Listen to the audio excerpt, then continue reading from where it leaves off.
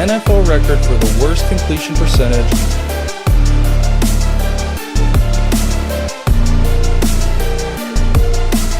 This is a game you need to win. This is a divisional matchup against a team you should beat. This is how you stack up wins.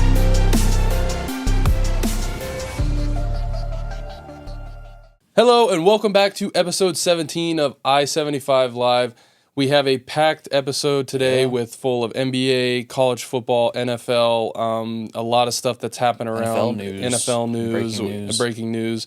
But for now, we're going to go into, I think, one of the leading sports stories across all the big, leagues. NBA Cavaliers 15-1 now. They were 15-0. Last night they finally lost, but it was a great game, and Boston had to light up the scoreboard to beat them. There were a few questionable calls too. I think they shot 60% from three, and they still only lost by 2 points. Crazy. So Cleveland is incredible this year. I would say slightly overlooked, maybe because of how their season ended last year in the playoffs. They made it to the conference finals, but they lost to Boston in 4-1. And one of their bigger players, Darius Garland, did next to nothing like the entire playoffs. So I think people kind of passed him off to the side and were like, maybe not this year. Give him a couple more years to grow. But no, they're here now. I know they hired a new coach. I think I saw a stat during the game that they were near bottom of the league in pace, and now I think they're like 6 or 7, which is a huge difference. It means they're getting more possessions, they're scoring the ball more. And just all around, they're a really dangerous team. But I would say too, to go on top of 15-0 and now 15-1 in the NBA, to where that league is kind of turned into, we can lose because we played 2 nights in a row, sit our starters, rest our starters. To me, that's what's impressive, because this team, it sounds like, and it probably stems from the coach down, their players are like, no, we're putting our best out every single night. We're not going to take nights off and just say, it's fine if we lose this one because it's back-to-back and we have 2 days off after this and we'll be fine. So I think that is also really cool. That's what we need to see more of. With all these players, like my phone lights up with underdog notifications of players ruled out in NBA games every night. And it's like, it's always the big names. It's either Luka or it's Joel or it's, all these guys, to where how you kind of said, or what you mentioned it with Kobe knew that people were coming and paying for tickets to watch him play. You pay to go to these games to watch superstars, and you have no clue if they're going to play night in and night out. And Cleveland has kind of proved, we're not going to do that. We're putting our best guys out there. We're trying every single game, no matter what it is, no matter how many games in a row we've played. So I think that's kind of cool. I'd say it speaks to how deep their roster is, too. Same with Boston is built the same way. They've got so many guys that can put up points night in and night out. And I think Boston, this was their 3rd straight game of making 20 or more three-pointers. So that's ridiculous. I think those two teams are really the class of the Eastern Conference right now. It's a really weak year for the East. The West has been stronger for a long time now, but this year specifically, it feels like last year the East started to catch up, but they're right back to it. And probably the most disappointing team in the league right now is the 76ers. They're 2-11. Joel Embiid has missed, I think, almost half the season so far. Same with Paul George. Tyrese Maxey's hurt now, so it's just injuries have killed them. But we were just talking about weak Eastern Conference. They've got time to figure it out. But I heard this was a few days ago. Apparently, they held a team meeting, which was not led by Tyrese Maxey, but the main focal point was Tyrese Maxey, one of their youngest players, who's honestly a budding superstar, called out Joel Embiid during in front of the team, was talking about how he wasn't engaged or he wasn't on time for team activities, and it says a lot about what's going on there, that they're having to have one of their younger guys. He's trying to become a leader in that locker room, but he's having to call out their superstar. That is Joel Embiid is considered to be the leader of that team. He is their star player, and when he's not bought all the way in, it's an issue in my it trickles down. Eyes. Oh, absolutely, completely trickles down. I would say too, what I have found very impressive this year so far is with the Lakers. And I think what JJ Redick is doing as head coach is showing how still important a good head coach is for NBA teams. Coach with experience, Yeah. like playing experience. I think some of the best head coaches we look back are people that played themselves. I don't know if Popovich played. I would like to think he did. I don't know for sure, but I know that Phil Jackson played. I know Bill Walton was a Hall of Fame head coach, Hall of Fame player. Larry Bird coached. He was the coach of the Pacers for a while. You see it time in and time out. Chauncey Billups is a head coach right now. And J.J. Redick, I think, is the next one down the line. I think Steve Nash would make a good head coach, too. Yeah. Well, and I think LeBron is also just... I mean, he's playing like he's in his 30s. You kind of saw it the past couple years to where the team was kind of him. Like, he was the coach. He was the best player. He was...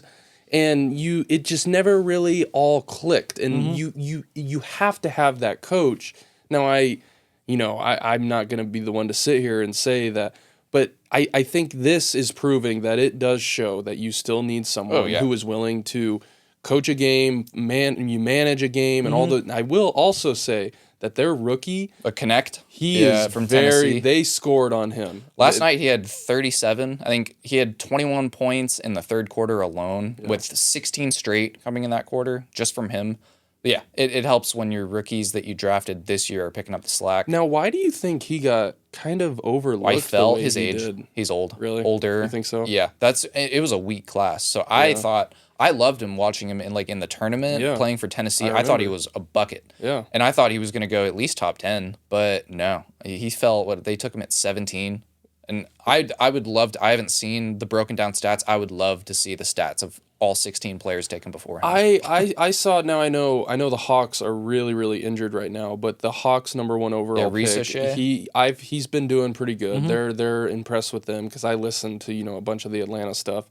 So they're impressed with him now that he's getting a lot of opportunities because of how injured that team is right now. But make the most of your opportunity. Your first overall pick. Your team needs you right now. So it's cool to see that he's been able to contribute the way he has. The other one that I see is Steph Curry. I think he might. I mean, Jokic is probably your MVP right now, but Curry is right behind him. And I just feel like Curry has never, he has respect because of the rings and now because of the Olympics and everything. MVP. But I still feel like he doesn't get enough credit for what he does with shooting the ball, passing the ball. What he just does to make that team go. And we've seen it makes even less sense because we've seen what the Warriors are without him. The year he tore his ACL and he was out, they were bottom feeders like the entire year. And yeah, I know Klay was out for some time of that, and Draymond was also hurt. And that was the year, I'm pretty sure, right after KD had gotten hurt. No, he might have been gone already. But regardless, they were not good. Not good at all. And it just...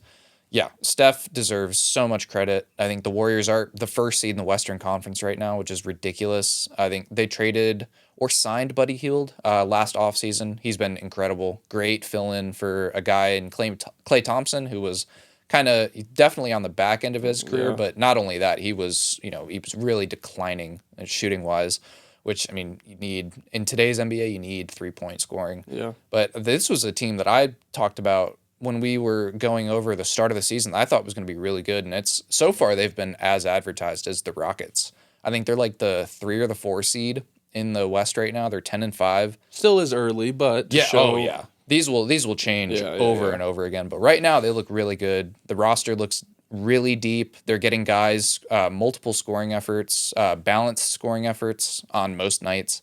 It sucks that they're in the West because they've got their work cut out for them. But really, the NBA is off to a great start, I would say. It's been very exciting. I know the in-season tournament's going on right now, which I know a lot of people are confused about that. And most of us, I would say, some of us may watch soccer, but it's based on soccer, what they do in Europe, how in the season they have a championship at the end of the year, but built in during the season, they have all of these mini tournaments. So that's kind of what NBA has been doing. They started it last year, and it's making the middle of the season a lot more competitive, I would say. Yeah. It's been fun to watch. Yeah. College football. We went into this week. Down to it. This was the first game I want to talk about, the Georgia-Tennessee game, 31-17. Now, we said this was a play-in game. Whoever won this game was probably going to make it at the end, into the playoffs at the end of the year. It sucks, though, because the score kind of doesn't reflect it. I still think Tennessee is a good football team. Georgia was just, was Georgia. And they've always kind of done this and in must-win games. So that doesn't, and they were at home playing away games in the SEC is a tall task for any team. Doesn't matter. We've seen that when Georgia had to go into Ole Miss and we saw what happened. But this has also turned into there's so many different scenarios right now that can happen within the SEC. Who gets in the championship and who does this? And if this team beats this team the last week of the season, then Georgia wins the tiebreak because of how it's all right now as it's placed. I think Texas, as long as Texas wins out, they have a spot. And then right now, because Tennessee lost and LSU lost, it's Alabama. Yeah. Alabama had the tiebreaker over LSU anyways because they beat them. But now Alabama is in sole possession of that. They have the tiebreaker over anyone else. And Georgia. Over Georgia. And if Alabama loses, then it goes to Georgia. Because Georgia, I think... But Georgia has to win out. Yeah, Georgia has to win out. And then Alabama would need to lose. And Georgia wins that tiebreaker barely because of their strength of opponent. But right now, what's counting Georgia out is the fact that even though Alabama beat them, yes, Alabama has a loss to Vanderbilt, but Georgia has wins over bottom SEC teams like Kentucky and stuff like that. Teams that, one, Alabama didn't play, but two, they don't do much for your overall record. They don't. The committee doesn't look at it that strongly. So now, if say Texas wins out, they're in. Say Alabama wins out, they're in. Georgia wins out, they're obviously not in the SEC championship game. Do they still make the playoffs? Or do they let someone else get in over Georgia? I think it really depends on how. But what about Ole Miss? Because Ole Miss is ranked higher than Georgia. I think they both make it. So right now I'm looking at the bracket currently. So you've got your 4 teams that have byes. You've got number 1 Oregon, number 2 Texas. I know now Boise State is at 4 now. You've got 3 Miami and then 4 Boise State. So that's a change from what we last saw because I think that was BYU last time. Yes, it was. And then they lost to Kansas, which now they're the first ones out. They're predicting that 2 Big 12 teams make it this year. So BYU is 12. But going down, I think... So you've got 8 and 9, Alabama and Notre Dame playing each other. You've got BYU and 5, Ohio State playing each other. And then you've got number 10, Ole Miss, what we were talking about, and then Indiana. And then Georgia's 11 and Penn State is 6. So let me throw out a little quick scenario. Say Ohio State plays Indiana. That's going to be a great game. Oh, yeah. Say Ohio State wins. Indiana loses. This week? Then say Colorado wins their conference championship, or they win out, lose their conference, there's just so many cool scenarios that can happen. A lot that can happen. But I mean, I think Ohio State, Indiana, they play. I think whoever wins that game, honestly, will be that game. Kind of looks like a playing game as well. Yeah. I don't think they're going to keep out Ohio State, even if they lose, unless it's bad. Unless it's really bad, because Oregon, I think, is gonna. If Oregon's gonna win out, they're gonna be in the Big Ten championship. Right now, that determines Ohio State needs to win to make it into the Big Ten championship. If they lose to Indiana, they can't make it because Oregon already beat them. That's what I mean. And Indiana would if have Ohio that State does lose, then they're kind of sitting where Georgia is, to where if Texas and Bama are in the SEC championship game, Georgia's looking in, going.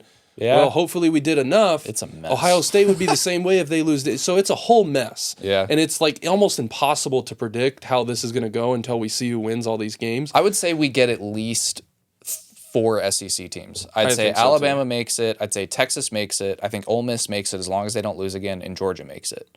So that's already, because there's 5 guaranteed spots. Yeah. One would be SEC, and then you get 4 others that aren't SEC. I almost...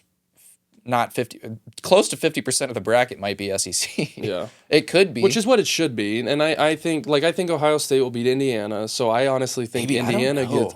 I have faith in Indiana. But I will say though, because I brought up Colorado, I really, really want to see Colorado. That'd be so cool. Especially a year after they went. What was it? 4-8, and Deion said, "We coming," and everyone laughed at him. All the crap, everyone making fun of him. They didn't win games. They didn't do this. Hold up now.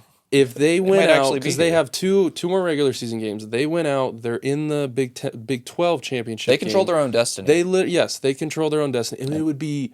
I think it'd be awesome. People would hate it, and people would find ways to talk bad about it, but it would be great for the sport. Really impressive to have Deion, Colorado, Travis Hunter, probably the Heisman winner, Travis Hunter. Mm-hmm. In the playoffs, I think we'll do awesome things for just a whole of advertising, of watching it, of all of what we've said, of this team could beat this team, and so I think it'd be great. So I will say so moving back to Ohio State and Indiana, we talked last week about Deion's recruitment style and how it was kind of laughed at, and he was a little bit ridiculed almost for his decisions, acting so heavily in the transfer portal and not necessarily high school recruiting. And I found out it was in our comment section, we were having a conversation.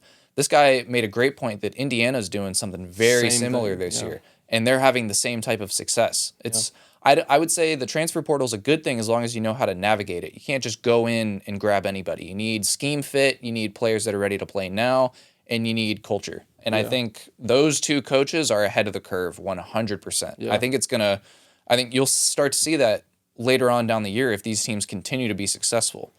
And we're also seeing, I know there was the one 5-star quarterback that plays, I think, at Carrollton in Georgia. Mm-hmm. He just decommitted from USC, and now he's going to Colorado. So these types of coaches and these types of things, now, yes, they're good. So obviously the good players are going to want to go to the teams who are winning. Yeah. But I think it is only benefiting this type of coaching and this type of recruiting, whether that's in the portal. I'm not the biggest fan of the portal because I think there's really no penalty to it. And if you don't like a coach or if you don't like a situation, you can just kind of get out of it. So I have my opinions on that.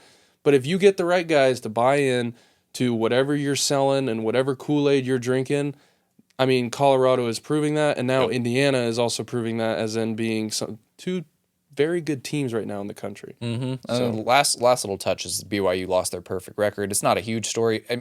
It's a bigger story because this could very well, I would say BYU needs to win the Big 12 championship to make it in. They have to. You can't lose to a 4-6 Kansas team and expect to make it in without having a conference title. And you should have lost to Utah. They had 2 victories that were very close. Yeah, I agree. There's just too much fuel to keep them out of it right now. So it's right now they're going to need to beat Colorado if everything plays out how we think it will. Mm-hmm. But right now I'm taking Colorado. I'm taking Colorado until I'm riding with Prime, to be honest with you. So the college football, though, this is exactly, I think, what everyone wanted this to look like. We've needed this for we so really long. have. The past, so many years, it's kind of just been the same 5-6 teams every single year. Every once in a while, you get a throw-in team like a TCU or a Cincinnati, and then they get blown out. Yes. So this is exactly. I think this is great for the fans of these teams to have some hope and to have some, no,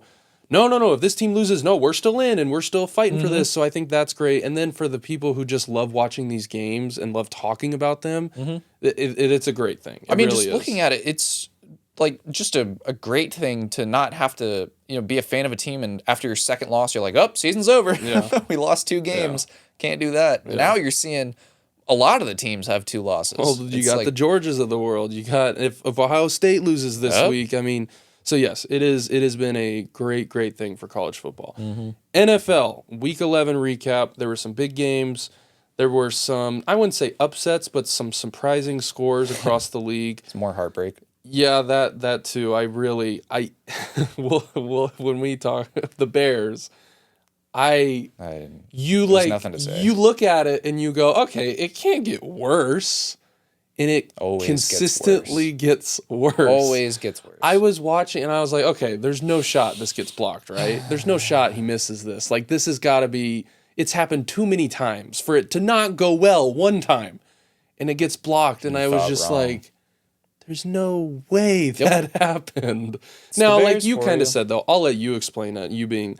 But it probably was the best thing that could have happened. We're not going anywhere this year. So yeah, and I was sitting there watching the kick. I had no expectations. I was gonna be happy if we won. I was very happy to see Caleb drive us down the field again. Yeah. But to have it wasted once again kind of sucked. The second it got blocked, I just kind of looked there. I looked at the screen and I just laughed for a second. I was like, oh, God, of course. But yes, this is another choke job by Eberflus. I saw some crazy stat where he's got five wins. He had this one against the Packers was like a 78% chance win, and then he had 4 others that were in the 90s, and he blew all of them. And it was the odds of that happening, of you losing all 5 of those games, is 1 in 68 million. I saw that. That's ridiculous. Yeah. Why is, like, how are you still a head coach at that point? But yes, best case scenario, because Caleb once again showed you why you took him number 1 overall. He made all of the big time throws he needed to. That final drive, he took 2 sacks. One was a 4th down, correct? 3rd and 19, and then he threw it for like 16 yards, and then yes, 4th down, he threw a back shoulder ball to Rome, and it was beautiful. And then he had completed another one right after that to Keenan Allen. It was a full out. It was a what's the coverage called? Yeah, it was an out route, but it was a zero. It was a zero something. I can't remember. Cover zero? You cover zero. Yes, it was cover zero. He read it perfectly. I saw him change. He blocked the running back and he hit Keenan perfectly. He changed to a 7-man protection and then threw the quick out route to Keenan Allen. And that was to get him in a field goal range. And then what happened is our head coach, the choke artist, decided. So Cairo Santos is a very short individual, and doesn't have the strongest leg in the world, but he can hit from 50, but he's got to kick it with a lower trajectory whenever he's kicking near 50. And I think we were lined up for a 47-yard field goal. We ran the ball once for no gain. We still had a timeout. It was 2nd down, and there were 30 seconds left, more than 30 seconds left. And instead of running the ball again, or even passing a quick pass, you got a timeout. It's really not going to matter as long as it's not intercepted. Yeah. But no, nothing. We let the time run out. Played it conservative, played not to lose, and what ended up happening, even if it was a penalty on the field goal block, save it. Like, we didn't deserve to win that game anyways based off those final decisions or lack thereof. But it's stuff you can't write. Like, you can't script. He's so bad in, like, crunch time. It's just like, I've never seen anything like it. He's just... It's almost impressive how he finds new ways to blow games, because it's never the same. It's always a new way. And it's you have the tale of the Bears of finding new ways to lose games, and you have the tale of the team like the Lions who win games in different. I'm wearing my Mac jersey today to symbolize the last time and maybe the only time I was happy as a Bears fan, but even that got ripped from me in a horrible double doink fashion. So it's just, I can never catch a break. But let's backtrack a little bit. Thursday night game. Yes. This game wasn't as... I know the score, they says they lost by 8. This was not a close game. Yeah, I think the Commanders, now I said that these two teams, this is going to be who wins the division. Yep. Whoever loses this game is probably going to get a wild card, because I still think they're good. Mm-hmm. But the Commanders, yes, they definitely showed, I would say, the lack of... I don't want to say lack of talent, because I think lack of experience maybe. And lack of development in that receiver. Like, you really only have... I'm surprised they didn't make a move for a receiver. There were plenty of options, and we saw it wasn't going to cost you very much. And if you're making moves for Marshawn Lattimore, yes, that was one of your big needs as well, but why not help out your rookie quarterback? It's like you said, it's only Terry McLaurin. And yeah, Luke McCaffrey's been good, but Noah Brown is, he's not anything special. He's a good receiver. I'd also say Zach Ertz is very experienced. He's won a Super Bowl, but he's a little bit older, so their running backs are good too. Yeah. So, but yeah, to have your true only real one receiver on that team, I think that have it be Terry, and he didn't have he went into the third, fourth quarter with one. Yeah, and so it hurts you, because when you're playing teams like the Eagles, where their strength is right now, it's in their secondary and their defense in general. Yeah. Their defensive line is playing out of their minds. Their secondary, both rookies, are playing great. Mm-hmm. And so it's like, and they're in your conference. You're going to have to see them at some point. You're going to have to see them again during the season, and you might see them again during the playoffs. Yeah. So it's just like, I don't really understand the thought process. Maybe they just want to see how it plays out and see really if the guys they have currently can, put it together, and then make a move in the off season if that's not the case. But I don't know. There were plenty of, you could even have made a really minor trade for a Mike Williams. Yeah. And that would have made a ton of sense, because Jaden Daniels has a great deep ball. Yeah. I agree. Next one, Colts-Jets. Colts pull this one out. Jeez, man. I would say Richardson played... He played good. He looked good. Now, still against mistakes, the team that I think is broken. We'll talk about that. We've got a whole section on what's wrong with the Jets right now. But a lot of those players I think have given up, unfortunately, which, it is what it is. But the Colts, they pull out a win. They have a talented roster. Mm-hmm. Anthony Richardson, I thought He ran the ball good. I still think he needs to protect himself a little more. Running over linebackers. Yes, you scored a touchdown, but it's not sustainable. Or you're not going to be able to do that for a whole season. And we've seen that. He was hurt last year. He got hurt a little bit this year. So, but yes, Colts, they pull it out.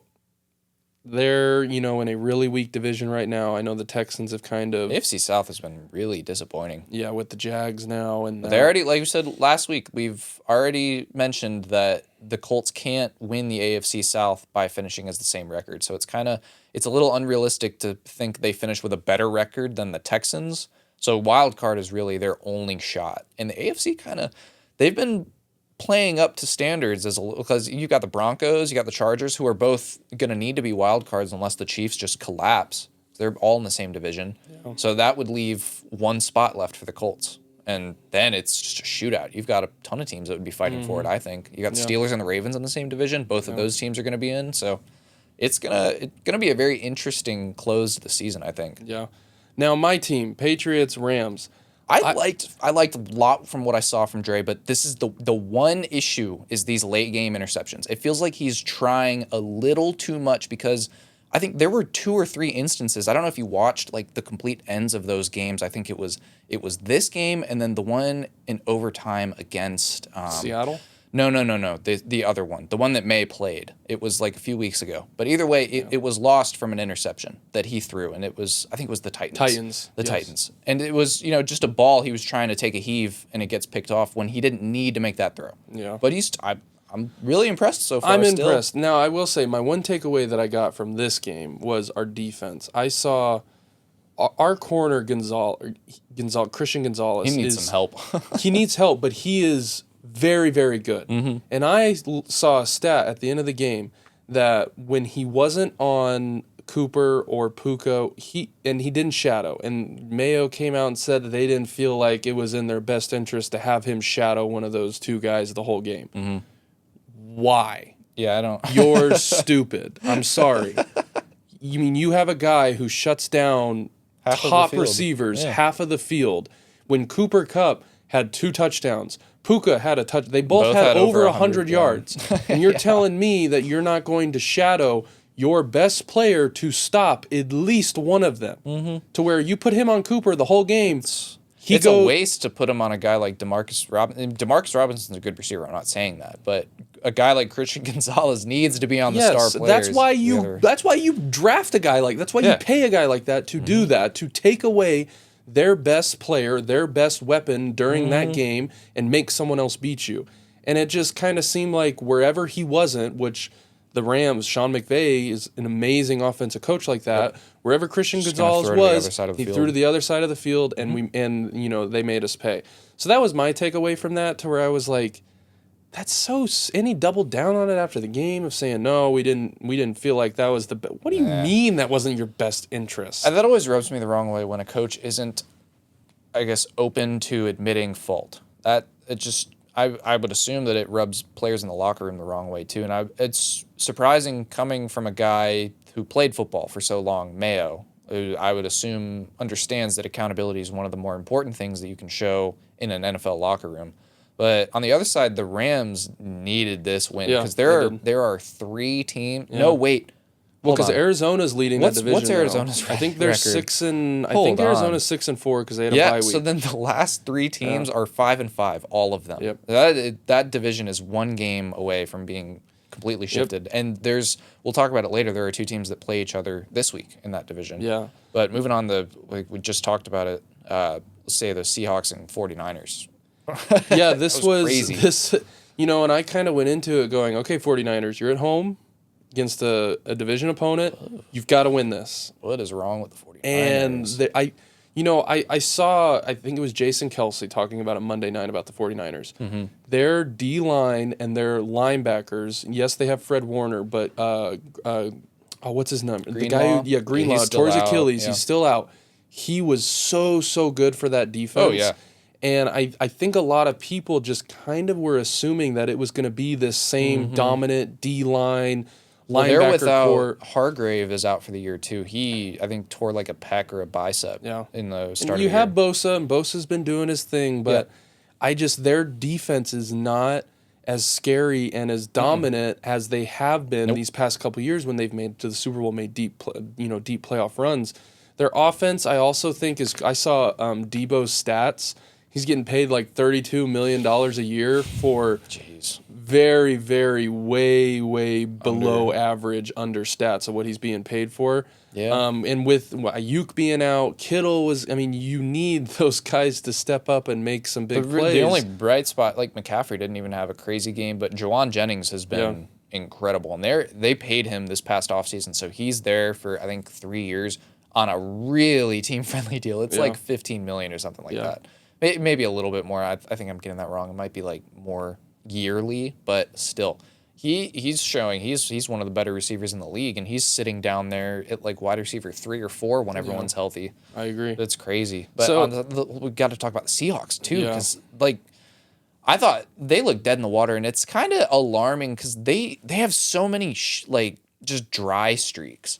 Like they only won this game because Geno was able to do that rushing touchdown with like less than a minute left. Yeah. But it just... Well, and their receivers are good. DK, I know, was Metcalf had a good game. Metcalf had a good game. Jackson Smith and Jigba had... He's really... He's really coming into his own. He really is. You know, all these Ohio State receivers seem like they're very good when they come Ohio to the State NFL. and LSU just bring in complete prospects every single year. It's crazy. But yes, no, the Seahawks, I think it was huge for them. This is a huge division game to a division opponent that normally just kind of always kind of been the younger brother to him. So this was big for them. The one that you kind of talked about, it kind of sucked that this game was on at 1:00. The Ravens and the Steelers.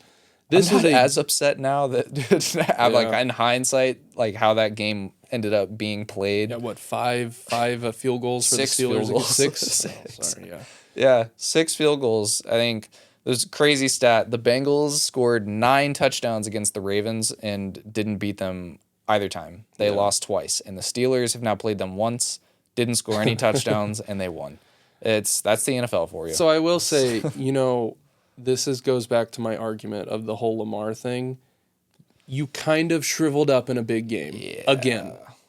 And I know the Steelers' defense is very good, and you've got T.J. Watt, and you've got very good linebackers in Queen and all Fitzpatrick Wilson, and all these guys, and they've been showing that all year. But your MVP Lamar Jackson, you've got to come out and play good at a game like this, and he just didn't. It just kind of felt like, here we go again. Like, is this what's going to happen when they play the Chiefs in the playoffs this year? It's because this is what he's shown that he always does. Yeah, I know. It's a bad look for sure. It seems like it's only against 2 teams really. It's when he plays the Steelers and when he plays Mahomes that he doesn't act like Lamar Jackson. He's a different player.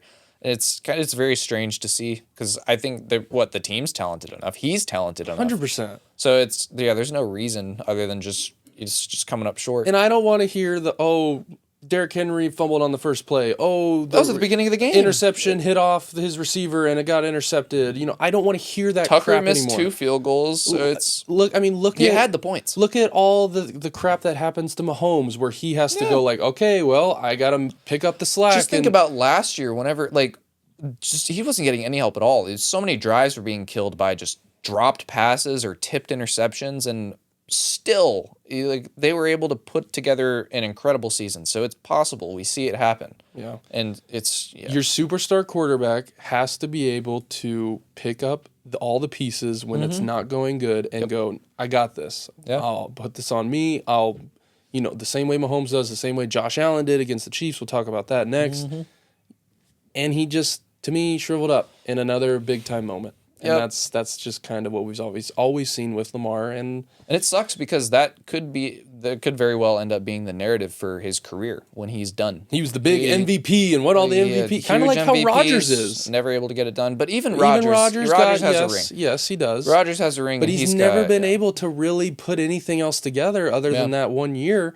So if you don't want to just be known for the guy who won a bunch of MVPs and didn't do anything else, you've got to start playing good in these big games. Yep. Speaking of teams that can play good in big games, the Bills Chiefs did not disappoint, and ironically, this is exactly what we've been saying. how you have to beat the Chiefs. You cannot expect to win a game against them if you don't go into the final few minutes up by at least 2 scores. And I think Buffalo knew that because they were very, very adamant on scoring that touchdown. And I texted in our group chat when the Chiefs got the ball with like 12 minutes to go and they were losing by 2 scores. I looked at Chris and I texted in the group chat. I said, okay, if the Chiefs go down and score a touchdown here, I have no clue how this game's going to end. If they don't score a touchdown, I think then the Bills get the ball back. They run 3-5 minutes off the clock. This game's over because it's 2 points.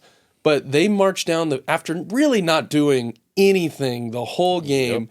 They marched down the field in like 2 minutes. And I remember looking at Chris and I go, this is what they do. How is Mahomes going to win this one this week on today's game show? This is what they do. This is what they do. And I looked at him and I said, okay, if the Bills have to score a touchdown here. Yeah. They have to play like they are losing right now. And if they don't, they're going to lose because they're going to give the ball back to Mahomes. He's going to march down the field, score another touchdown, and that's what he did. And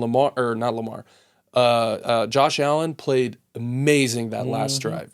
To go down, he had the long 25-yard rush touchdown on the 4th down at the end. Cashed your bet of the week, too. He did. He cashed that on that. But yes, Josh Allen, he put his superhero cape on. Now, I will say, too, what I have noticed with Josh Allen this year is I think he has really matured into not feeling like he's like they love to always market like Mahomes versus Josh Allen. Mm-hmm. This game against Mahomes, it truly felt like Josh was like, no, it's not me versus Mahomes. It's not who's going to have more passing yards that's going to win the game. It's I'm going to play within my team, within our defense, within our running backs, within because they had a ton of injuries. Like Kincaid wasn't there. Oh yeah, so I think this game truly showed that Josh Allen has taken that next step of going, no, it's not me versus Mahomes. It's me playing. I know if I play my best, that I'm going to give my team the best chance to win this game and not feel like I have to outperform him and that's the only way we're going to win. And that is, to me, what I saw. I would agree. I had a lot to say about Josh Allen before the season. I had a lot of doubts, but not anymore. I've got nothing left to say. The only thing I need to see is the playoffs. That's it. If he can beat Mahomes in the playoffs and finally, take the Bills to the Super Bowl, I'm out of things to say. But they're going to have to get past the Ravens as well because when they played earlier this year, it was not close. The Ravens may be built to beat them, which is, it'll create the Ravens, an I think, are built dynamic. To beat anyone. They are. It just depends built on to win games. Yeah. So and now I also the Chiefs, Travis Kelce, dude. Like I know he's come out and said no. Obviously, he's our best player, so teams are taking him away, and that's why he's not getting the ball. I don't buy it. I think this is just saving it for the playoffs. He literally honestly. He's not even in they'll pan to the sidelines and he's like out on 2nd and 3rd down. And it's just like, why are you not in the game right now? Like you didn't do anything on 1st down. Why are you out right now? That's the luxury of knowing you're going to make the playoffs. Sorry to say it. It's true. I mean, I would agree, but they play the Panthers this week. I won't be surprised if he does next to nothing because he doesn't need to. Yeah. He's really not going to need to. It's nice to have. It's not something that every team gets to enjoy. Some teams have to fight for everything, and the Chiefs have it all figured out. They're just the regular season is a cakewalk for them. It has been for like the last 4 or 5 years. I'm just happy that we no longer have to entertain. Congrats, Dan. the comments did it, buddy. Of undefeated. You season. did it, buddy. Congrats. So I know all the Dolphins fans. Everyone popping the champagne and all that stuff. Dan Marino is making another appearance on the show because Dolphins got to celebrate a little victory. Yes. So. Congrats, guys. Last one I was the only one to pick the Chargers in our pick'em. I had too much faith in the Bengals. Now this was a great game though. Oh, it was a great game. A lot of points, a lot of yards. But yeah, the Chargers were able to outlast the Bengals in another, I would say, heartbreaking loss for the Bengals fans. To where this really probably solidified that this season is down the drain. Now I also will say too that last. I think I said it to you, that last 2.5 minutes of that game should not have gone the way, it was terrible. Both teams had 2 timeouts. They couldn't get any, and it was like punting the ball. Oh, they got a minute 30 left to go down and try and kick a field goal. And then it was, no, they didn't. They passed the ball 3 times. Now the Chargers still have 2 timeouts with a minute 20 seconds left. They're getting the ball back. And then, the Chargers threw the ball 3 times. Oh, the Bengals still have 2 timeouts. They got to punt the ball back. And it was like, what are we doing here? It's crazy. So, and their kicker too. They may win that game if their kicker just hits his kicks. That too. That's gotta rip your heart out. They drafted him and they paid him. It was a rough week for I say kicker. Maybe besides Boswell and the Steelers, but Tucker, like you said, missed 2. McPherson missed a couple. In that game where they would have won.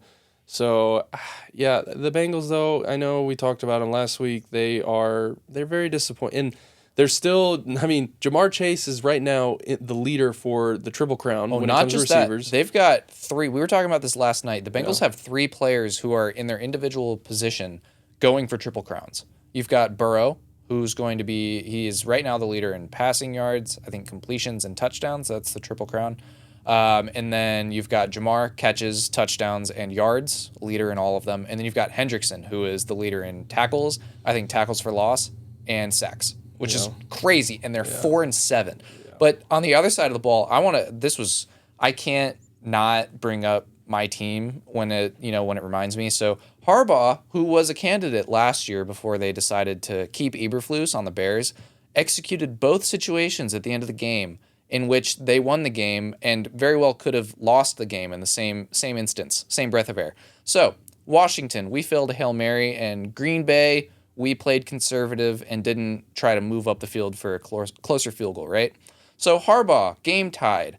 They are driving down the field, right? They're in field goal range. Harbaugh has timeouts. It's first down. So, what does Harbaugh do? If in Eberflus's mind, he thinks he just, he keeps the ball there, right? He runs down some more clock, doesn't move forward.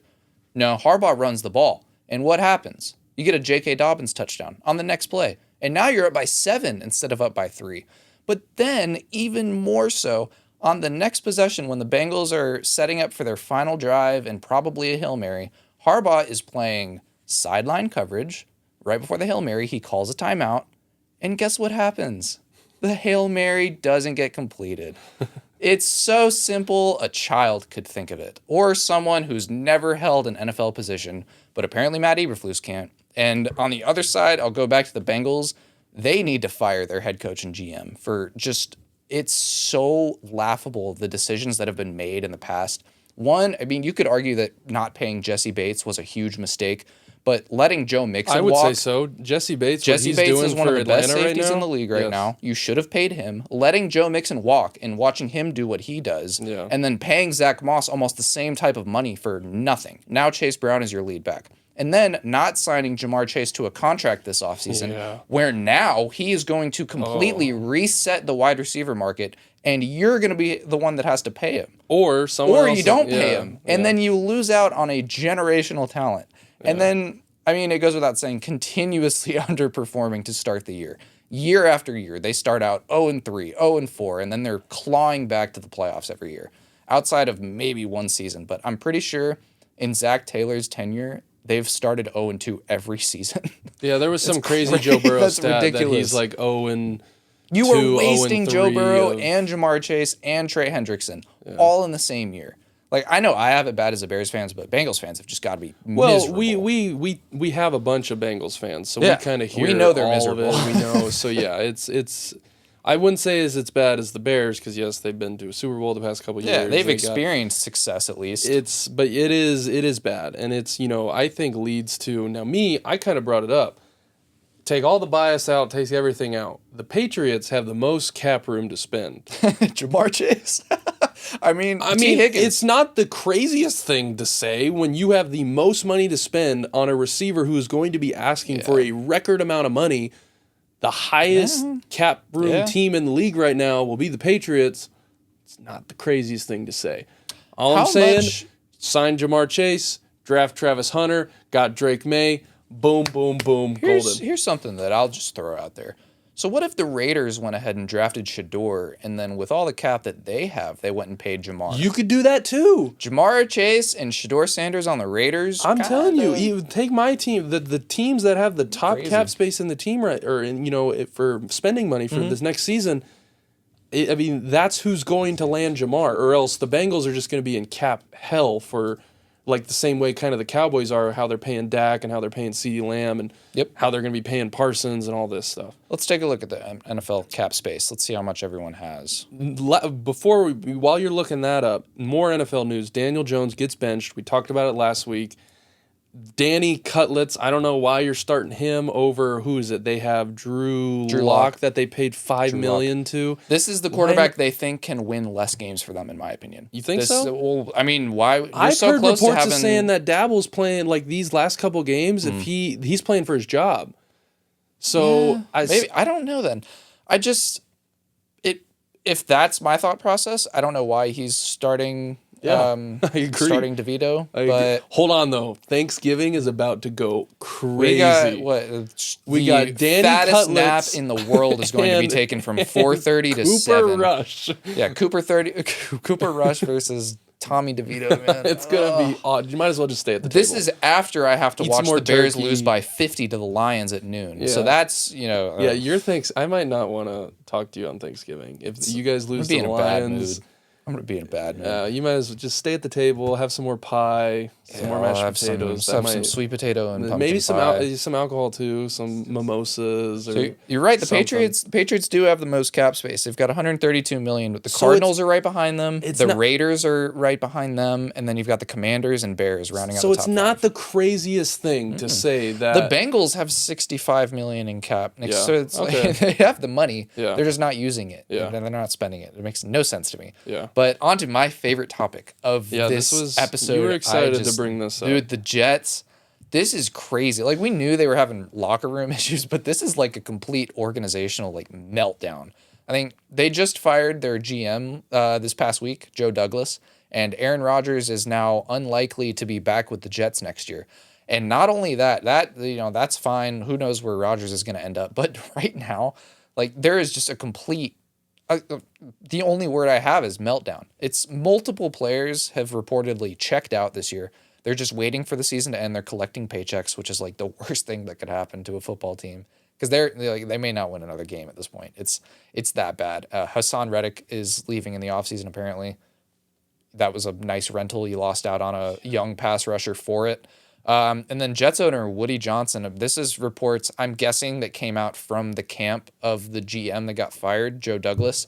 But he has accused the owner, Woody Johnson, of micromanaging and pretty much vetoing multiple moves by Joe Douglas to make the team better. And in turn, it resulted in Douglas pretty much asking to be fired because he was just done. And stuff such as Douglas had a trade in place for Alan Lazard and a pick in exchange for Jerry Jeudy. And that got vetoed. And then the owner also blocked Bryce Huff's contract offer, who is now on the Eagles. And then he also refused his replacement, Hassan Reddick's contract demands, which pushed that into the season, created a bunch of ill will, and probably led to him not wanting to be back with the organization next year. He pushed for Mike Williams and Tyron Smith signings, which Tyron Smith has been but Mike Williams is already gone. And he pushed for the Devontae Adams trade. And then he fired Saleh without consulting anyone. So it's just you hear that and you're yeah, no wonder they're 3-8. There's all this stuff is going on. So what you're saying is it doesn't sound like it's Aaron Rodgers. You think, yeah. I don't think Aaron Rodgers is helping, but I think Aaron Rodgers just walked into a dumpster fire and he is like the proverbial can of gas. It's horrible. This is a complete explosion. Yeah, and it does put a smile on my face. I will say, but yeah, this went from a very, very, very talented team on paper at the beginning of the year to just literally being an absolute dumpster fire, like you said. So it's bad. It's bad, man. Yeah, and it's very bad. They're headed. Bad. So nowhere good. Speaking of head coaching jobs, though, Belichick reportedly interested in the Jaguars. We talked about this. We talked about this a few weeks ago. We did. I think it makes a lot of sense. I think it would help Trevor Lawrence a bunch. You have a good quarterback. Yeah. I think it's funny that Mac Jones is there now. And I know, right? He's no, please don't do it. No. Please don't bring him back. I just got away from him. So I think that, but yes, you have a good quarterback. I think you have good young talent on that defense. Oh, you yeah. just They got good talent at receiver, haven't too. put it away. Yes, receiver as well. Brian Thomas. Brian Thomas. Evan Ingram's awesome. Evan Ingram's awesome. O-line's meh. But I think it makes a lot of sense for Belichick though. He's always loved the beach. He's always loved, that part of the country, and I know he does fishing trips. He's got boats down there. When he was a coach in New England, I used to see it all the time. So I think it would make a lot of sense for Belichick if he wants to do it again. I know he's really enjoying what he's doing now. He apparently plans on coaching next year, though.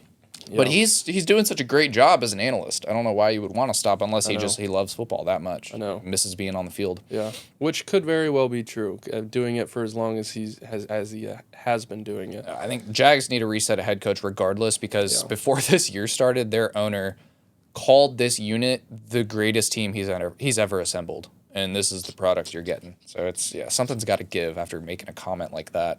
More head coaching jobs. There's a clip of Michael Irvin going around saying, from very good sources, very well be and Deion you know who himself. I am. Yeah. Very good sources. Yes. That if the Cowboys take his son, he's going to be the head coach of the Cowboys. Deion Sanders, head coach of the Cowboys. I don't think there's a very small chance that this actually happens, because in order for them to draft Shador and in order for Deion to allow this to happen, Dak Prescott is not going to be on that team. Yeah. And Dak Prescott just got paid $60 million. So if you're going to move Dak, that would include Jerry Jones having to admit that he was wrong. And good luck with that one. Yeah. So let's just kind of sweep this one under the rug. Not happening, because Jerry Jones is the know-all. He is never wrong. Yeah, he's never wrong. Every decision he makes is the best thing for the organization, and there is a reason that they are America's team. Speaking of the Cowboys, the whole like some metal piece falling. Oh my God, 2 metal pieces, 2 of them. So did you hear though? They haven't opened that roof 2 years in like 2 years, and I saw someone was like, "Yeah, let's open up the roof. Let's do it. Why not? We suck. Let's just do it to make people talk about it." And then all of a sudden, the game's like, "I could have got canceled because the." So they had, the Cowboys are. I just think it's so funny that he does a press conference after every game. I think it's funny too. Hilarious to me. Like it's he's he's the and starting he quarterback, clearly loves it. He loves the attention. 100%. All the cameras and lights on him and 100%. microphones in his face. He's like, man, 100%. I'm important. Yeah. Jerry. Unfortunately, that's how some people are in this world. And it doesn't matter. Like, could you imagine if they won the Super Bowl? Like, it would. He might die. Like, he might just die right then and there. My life is complete. He just drops dead the second they rush the field. Funny. That's funny. Okay, so let's run through some of these Week 12 games pretty quick. Another good. We've got another good week. Steelers, Browns. We're picking this one. It's prime time. Steelers. That's, I think, nothing we need to say about that one. Vikings, Bears. This could have been a very good game if the seasons kind of went the way it was for the Bears. It doesn't matter if we win this game, but I think we have a better chance of winning this game than other games down the line in our schedule, because Caleb Williams has been really, really, really good against the blitz the last few weeks. And the Vikings blitz a ton. They blitz more than pretty much anyone in the league. Yeah. And so, I saw the stats. When the Packers were blitzing Caleb, he was almost perfect. And he was like 90% completion. Yeah. So this plays to his strength. And the rest of this season, I don't care about wins. I just want Caleb to get exposed. Well, we need him to average about 215 passing yards for our season bet for the rest of the year. Need that as well. So it's looking a lot better. I liked what I saw from our offensive coordinator last week. It feels like he was actually designing layups into the game script so that Caleb had chances to get warmed up and make those important throws later down the line in the game. But regardless, this game means more for the Bears or the Vikings than it does the Bears. Oh. So who knows? I think the Vikings win this game, but I'd be happily surprised if the Bears pull it out. They're at home too, so they are. But next one, Cowboys, Commanders. I think this one's pretty easy. Yeah, this one we can just Commanders. Yeah. Patriots, Dolphins. This is always a pretty good game. It's in Miami. They normally Christian Gonzalez versus Tyreek Hill again. If he doesn't played pretty good, if they don't learn their lesson and do that, then I don't know what we're doing. Mm-hmm. I don't know what we're doing. And this game kind of also goes into my bet of the week. We'll get into that when we get there though. I would love to see the Patriots. I want to see them lose because I want a better draft pick. I really do. At this point of the year, Drake May's playing You've good. already beat the Jets We've once. already beat the Jets, so that was cool. Mission accomplished. Beating the Dolphins is always nice too because it's a little in-house rivalry that we have with Chris. So it's always cool to beat the Dolphins. But I think the Dolphins have played very good since Tua's gotten back. He showed why he's a great quarterback. Stay healthy. Just stay healthy, and we'll see. So I hope we lose. I know that sounds kind of crappy to say as my team. I want a better pick though. Yep. So Lions Colts. This could be a sneaky, interesting game if Richardson decides to show up. Yeah, I just it all depends on which Anthony Richardson we get. I picked him up in fantasy this week. Yeah. I don't know if I'm going to start him, but the point total's looking kind of high. Well, the Lions are going to score, so that entails that if the Colts are going to have any chance, they're going to have to pass and put up some points. But passing it isn't necessarily Richardson's strong suit. I don't. Yeah, so the Lions. I think they win this game anyways, but it could be more competitive than we think. But this is the one I alluded to earlier when we were talking about the NFC West, is Cardinals at Seahawks. This is probably the best matchup of the four teams. This is probably, they play into each other's strengths, and I think it's going to be pretty high scoring. I think it's huge implications. It's really for all four of those teams, every game matters. Every game matters. Because I don't think, unless I'm getting it wrong, I'm pretty sure they still all have to play each other one more time. Yeah. So it's going to be a really exciting finish. No, I agree. It should be a really good game. The Cardinals, like we've kind of said, we've joked that Kyler Murray, the whole Call of Duty thing. He's undefeated since Call of Duty came out. And the Seahawks just came off, beating the 49ers. Huge win. In San Fran. They get a home game. They get a home game now against a big division. This has a lot of implications, so this was definitely one that I'll be watching. Next one, though, 49ers, Packers. And find out if the 49ers still own the Packers. Yes, we will. It's in Lambeau, so that helps. The Packers win. I'm going to say the Packers win. We're not picking it, but I'm going to say the Packers win this game at home. 49ers are not playing very good. Packers can run the ball very well with Jacobs. They've done that for a good portion of the year this year. 49ers are lacking in that department with kind of what we mentioned with their D-line being down, their linebackers being a little down, minus Fred Warner, because I think he's the best in the league. Yep. So, yes, this could be a very, very interesting game. And playoff implications. They're both fighting for 49ers are still fighting for the division, but wild card, really. Because the Packers aren't catching up to the Lions, I don't think. No. So, yes, we will see. Eagles, Rams. We are picking this one, Sunday Night Football. This one's a tough one. This one was a tough one. I took the Rams last week. I really believed in them. I just think the Eagles are too good right now with their defense, with their secondary, with their D-line, with how they can pressure. Yeah. Their offense, Saquon is a freak of nature. I think the Rams don't really have a good secondary. You got A.J. Brown, you got Devontae Smith, you got Dallas Goedert. I'm going with the Eagles on this one. I got to take the Eagles, too, just because of how good their defense is playing. Their defensive line, and then, Saquon. Who's stopping Saquon?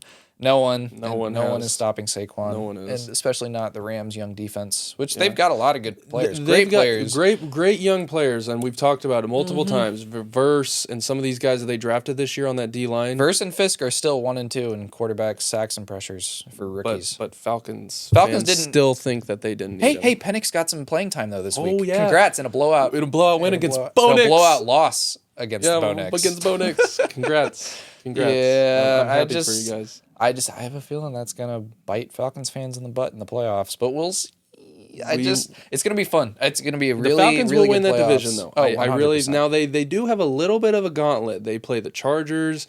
They play some other pretty good teams to where it's like, dang, this is the tough back half when you kind of just need to win a few more games and you're good. Yeah. So it will be interesting. But yes, if you're sitting there and go listen to any Sports Atlanta radio talk. That's all they talk about is the lack of pass rush. I think the Broncos had 4 or 5 sacks. They had more than half of the total sacks you guys have had all year in one game. And you're going to sit here and tell me that that's not important? And that wasn't... Bad. You'd rather have a guy sitting on the bench, but he's your future? Yeah, whatever. Okay. It's just... In my opinion, Penix was not so much as a generational talent for you to pass up taking a guy that could help you right now and just going off of quarterbacks that are going to be coming out in the future. It just And when I say that, I'm not saying that Penix, I think he's a terrible quarterback. no. Penix could be the next Patrick Mahomes. It just for what you guys wanted to do and the what you situation paid for, with Kirk Cousins. and the situation that Penix is in, where now he's going to be like 28 when he finally gets a chance to start. On like a Jordan Love type thing to where if he plays for 1 year. And then you're going to have to make him the highest to, paid guy in the league if he performs well. Exactly. And then you're in the same mud trap as all the other teams that paid. Exactly. I don't want to say mediocre quarterbacks, but most of the highest paid quarterbacks are not playing well this year. And that's all I'll say about that. Exactly. But anyways, I got the Eagles. Yes. So Ravens, Chargers. This is another tough one. This is another tough one. The Chargers are playing very good. They're at home. Yeah.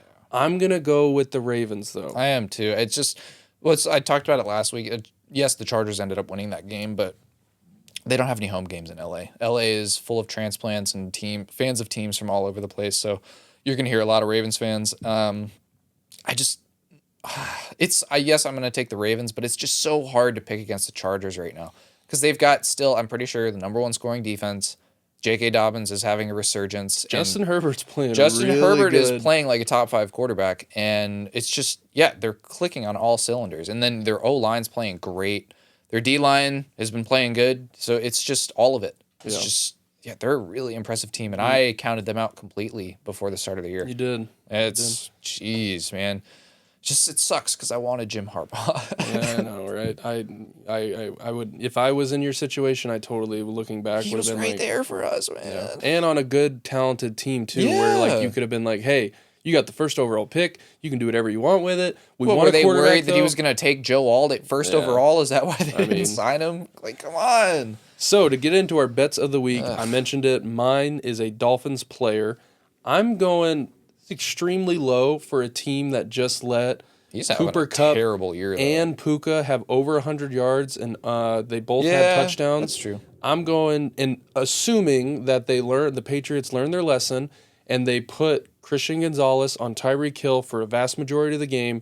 I think Jalen Waddle over 36.5 receiving yards is way too low. Mm-hmm. They're going to have to pass him the ball this week if the Patriots learn their lesson and put Christian Gonzalez on Tyreek Hill the whole game like I think they should.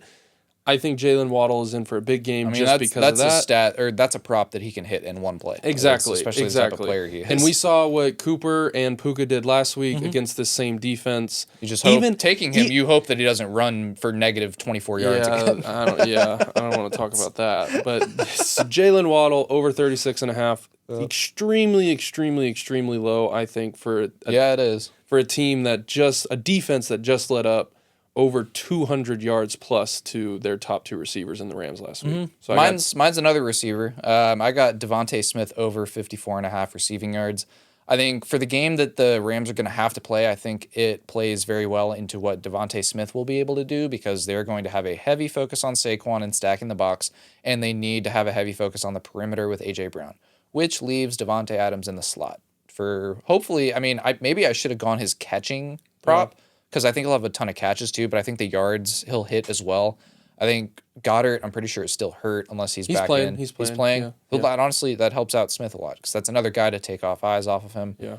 And then, of course, you got Saquon, and you always have to worry about him now. You're going to have 6 or 7 guys worried about Saquon every single play. And so, And it's in a game that I think is going to be really high scoring on primetime, Devontae Smith. Yeah.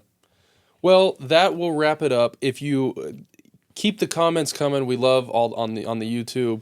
It's awesome. Popping off on the YouTube shorts. Really Y'all are liking those. And all the comments and all the feedback we get, we love talking with you guys and sharing your opinions. That's what this is really all about. Yep. That's what we love doing, and your opinion is probably different than ours, and that's what makes this whole space great.